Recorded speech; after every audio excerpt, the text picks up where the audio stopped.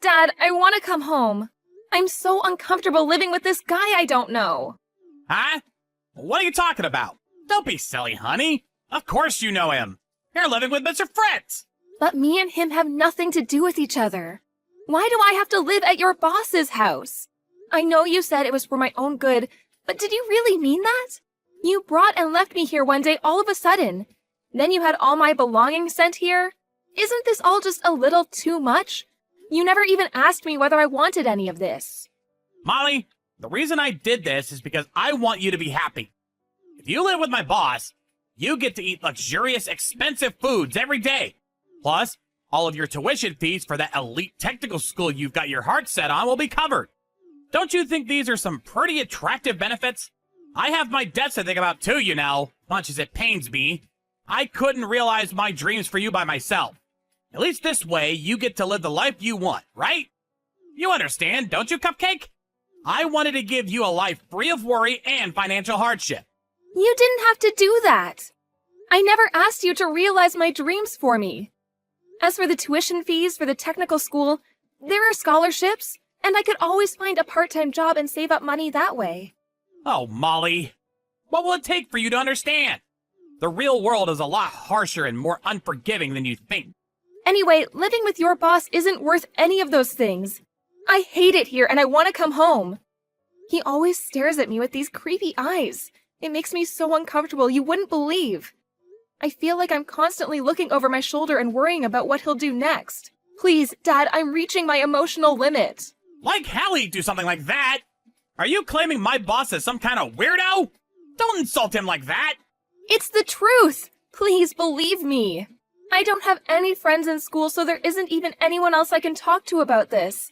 I feel totally alone. I'm begging you, Dad.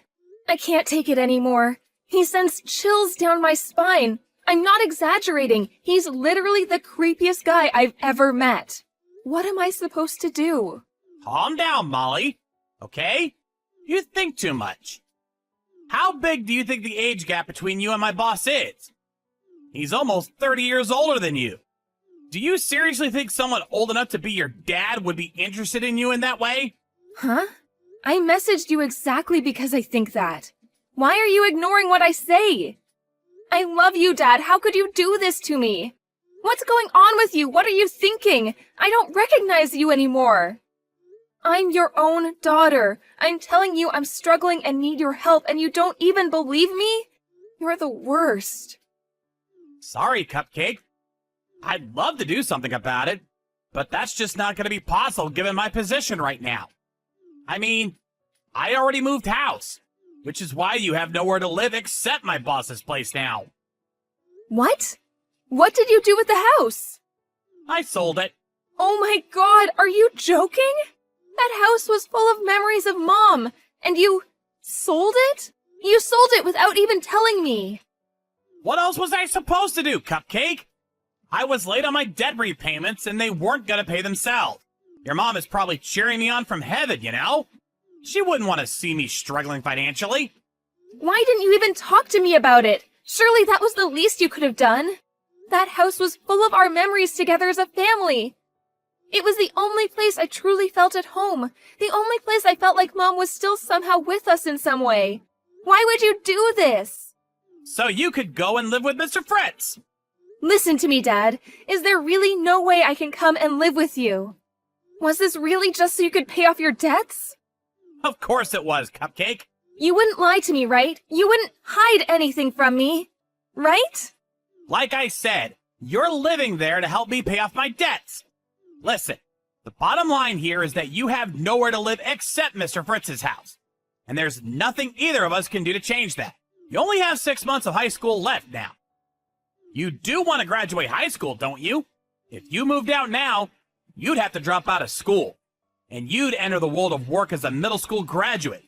Do you know what that kind of life would look like? Do you? Is that what you want?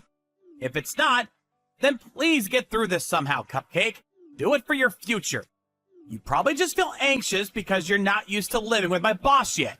He's a great guy, you'll see. If you could just do your best to hold out a little longer, taking things one day at a time, I'm sure you'll get used to him. If you don't, and after you graduate high school you still want out no matter what, then I'll consider some other options, okay?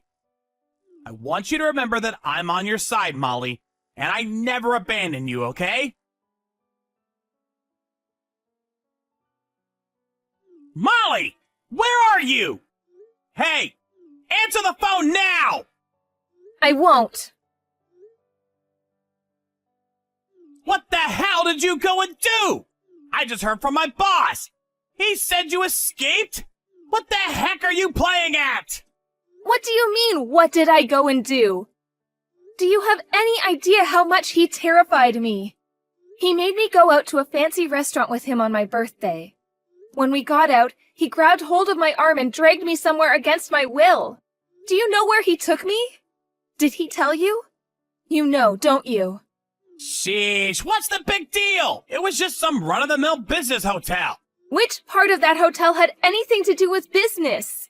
I can't take it anymore. I seriously can't take anymore. Everyone has a breaking point, and this is mine. Even just thinking about it is traumatic. God, he's so gross. Fine. I'm gonna come and pick you up. Can you at least tell me where you are? Huh? No way am I telling you. What? Why not?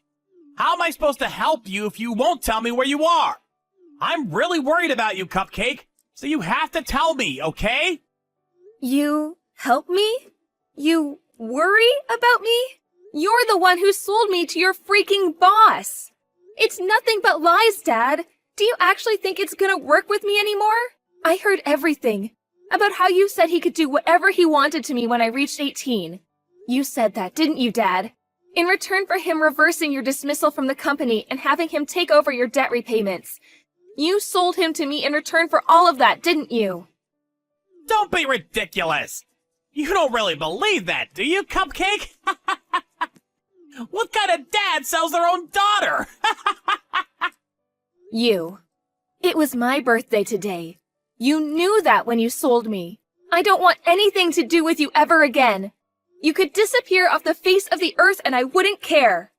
I wish you at least had the decency to get the hell out of my life before you put me through this hellish ordeal, though. Get out of your life? You're just being silly now. Anyway, get back to Mr. Fritz's house at once. Your whining is tedious, and I'm done listening to it. Did you hear me? I said get back to my boss's house right now. Can you do this for me? For your dad? Please, Cupcake. I won't go back, and I won't do anything you say. Someone more important than you or your boss helped me out. It's all over now. Huh? Someone more important than me or my boss? What are you talking about? I'm your dad, which means I can do whatever I want with you. Is this how you repay me for all the time, effort, and money I put into raising you? With spite and disobedience?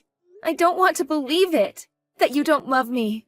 It was such a shock because I loved you. And I mean, what daughter wants to accept their own dad would do something like that to them? But you know what? I'm actually pleased. Because there's nothing more reassuring than the promise of one's own safety. And I have that now. Bye. Hey! Just you wait! Molly! President Cooper, Oh, I see you still haven't been arrested.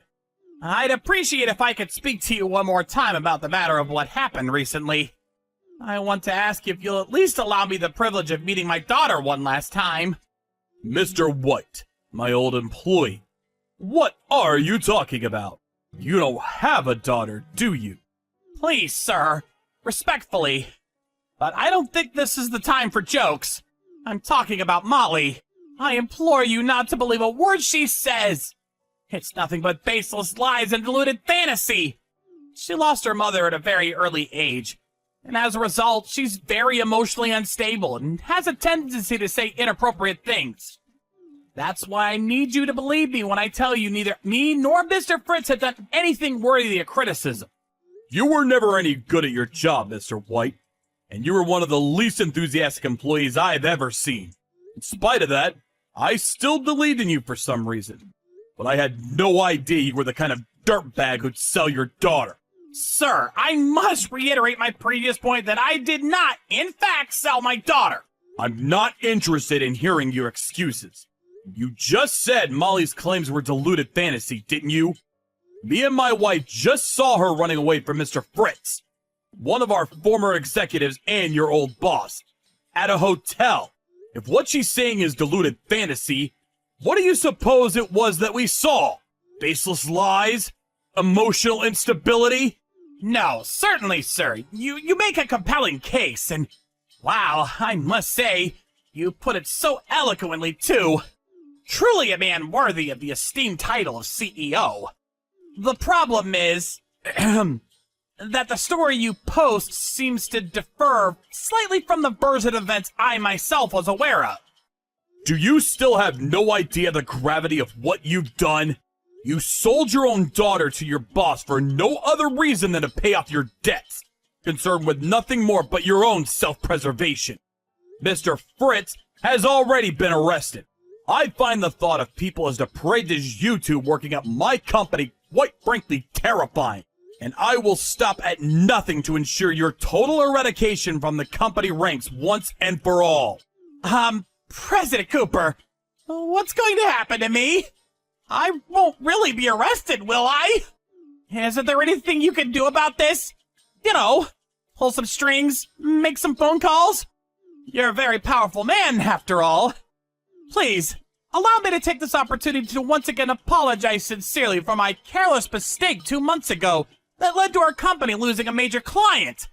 I swear to commit my life to serving you and this company to the utmost of my ability. Please, allow me another chance to prove myself and make all this go away somehow. I'll do anything. Being allowed the great privilege of entering this fine company was the only thing I've ever been proud of in my entire life. Give it a rest, you sniveling weasel. You prioritize your own financial well-being over your daughter's physical safety and mental health, and you call yourself a father? She's your flesh and blood. I feel genuine horror when I reflect on what you did. I feel actual insanity in your words when I listen to your groveling, sycophantic brown-nosing after the fact. Entering my company's the only thing you've ever been proud of, you say? Where's your pride as a father? Well, You evidently never felt any in the first place. I can't tolerate people like you. And I feel confident in saying that the majority of the other 8 billion people on the planet are with me on that one. Are you sure this is what you want to do? Excuse me? I take it this means you don't care what happens to your company. What are you trying to say? Your company's reputation will be destroyed over this. You'll lose your position in society, and no one will want to risk doing business with you again, because you employed someone like me. There'll be no end to the anonymous criticism and harassment campaigns you'll be subjected to, and you'll be lampooned from all angles. Everything you worked so hard to build will come to ruin. It'll only be a matter of time before you go bankrupt. However, if I remain here, that can all be avoided. You can use your power and influence to prove my innocence against these hurtful accusations. That is, Mr. Fritz did this all on his own after all, didn't he? How does that sound? Do we have an arrangement? I think you'll agree that this isn't a bad offer for you. In fact, I think you might find it quite beneficial. You're a smart man, Cooper. I think you understand what I'm saying. So what'll it be, President? Will you work with me on this? I see. Interesting. Not a bad idea for someone so bad at his job, huh? Sorry, Mr. White, but the only outcome I'm interested in here is one that involves you being behind bars wearing orange. Huh? Please, look at this online news site. Hang on, I'll send you the link. Silicon Valley CEO rescues 18-year-old high school student is the name of the article. Huh? What? Seems like it's going viral. I caught a glimpse of it on both the local and national news programs, too. It really seems to be doing the rounds. No names have been released, so pretty much nothing has changed at the company for me or any of the employees. Did you read the article? They're singing my praises like you wouldn't believe. You should take a look. It's very relevant to you. Whoa, whoa, whoa! Hold on a second. This has to be fake, right? Don't you think the contents are a little too accurate for it to be fake? Not a hint of criticism or a single negative portrayal of me. This can't be happening. Anyway, even if my company did go bankrupt, I'd just start over and rebuild from scratch. I am in the very favorable position of having more money than I know what to do with. Not to mention the many connections I forged with key players in the industry over the years. Your fate is already decided. President Cooper, please! I'm begging you! Please, help me somehow! There has to be something you can do! I don't deserve this! I'm about to take these chat logs to the police station where they'll be submitted as evidence. Would you like to add anything final before I do? Forgive me for cutting the conversation short, but you're irritating me now. Please do something! Anything! I'm begging you! Now it's your turn. I'm selling you to the police. My dad was arrested immediately after, and he and his old boss, Mr. Fritzl, were sentenced to hard prison time. I was so overjoyed and relieved by the news that they wouldn't get out for at least a few years that I cried. When Mr. Cooper, the CEO of my dad's old company, stepped in to help me, I asked him, "Why would you help me, a complete stranger?" As human beings, our highest priority is ultimately ourselves, and while those around us may be in trouble, they're still just strangers in the end. There's no meaning or merit to be had in helping them, right? Or so I thought. That's what I asked him, almost without thinking. Speaking honestly at the time, I genuinely saw no point in spending my time helping people I had no connection to. Mr. Cooper just said, "I know better than anyone what it feels like to be overwhelmed with gratitude and joy when someone helps you in your hour of need." And with no further elucidation, dropped me off in front of his house with his wife. Initially, it seemed like I'd have no choice but to go into a care home because I had no relatives to speak of. But Mr. Cooper's wife hugged me tightly, and through floods of tears kindly said to me, "Molly, you're more than welcome to live here with me and my husband for as long as you need. If it's what you want, of course." I accepted, and lived with the two of them for about 2 months. I'm certain it was thanks to Mr. Cooper I was able to stay there, and I'll be eternally grateful for the way he was there for me when I needed a helping hand more than ever. This all happened a few years ago, and now I'm working happily at Mr. Cooper's company, which he renamed and relocated not long after the whole Mr. Fritzl incident. The new HQ isn't too far from Mr. and Mrs. Cooper's house, which gives me great peace of mind in the event that there's any kind of emergency. He stressed empathetically that I didn't have to work at his company out of any obligation to him, and encouraged me only to stay if it was what I truly wanted. But what I truly want is to repay the debt of gratitude I owe to the man who saved my life.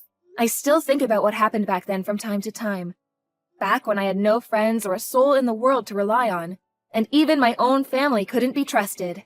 I'm so happy now that that period in my life almost feels like a dream. Now I'm blessed with a workplace that's full of laughter, a close group of friends the same age as me, and a new family. I want to continue my life with a positive, outward-facing attitude. Just like my role models, Mr. and Mrs. Cooper. Thank you so much.